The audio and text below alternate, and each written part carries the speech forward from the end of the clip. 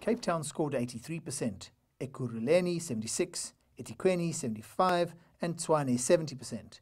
Meanwhile, Nelson Mandela Bay and Johannesburg both scored 67%. It's a very good idea that the 250 municipalities in South Africa know how they're performing.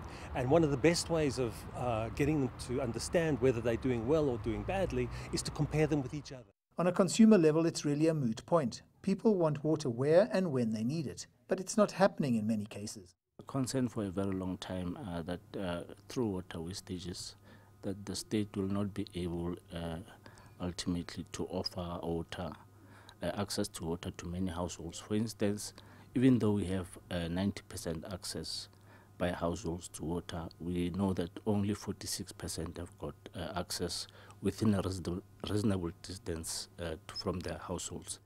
South Africans are entitled to 6,000 litres of water per month, which is what the UN says is sufficient to meet basic human needs.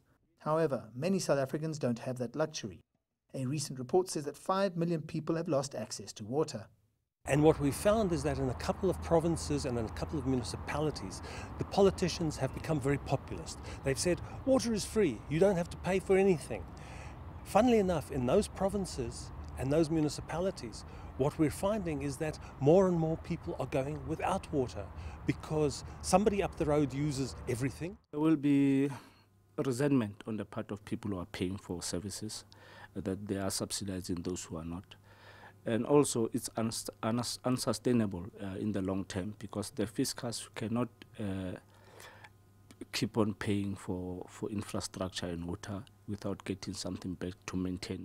Water is a finite resource, and like many African countries, it's relatively scarce.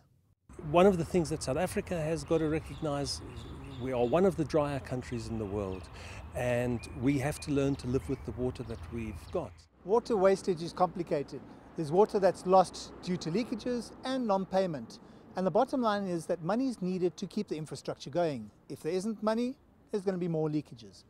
I'm Angelo Coppola for CCTV in Johannesburg.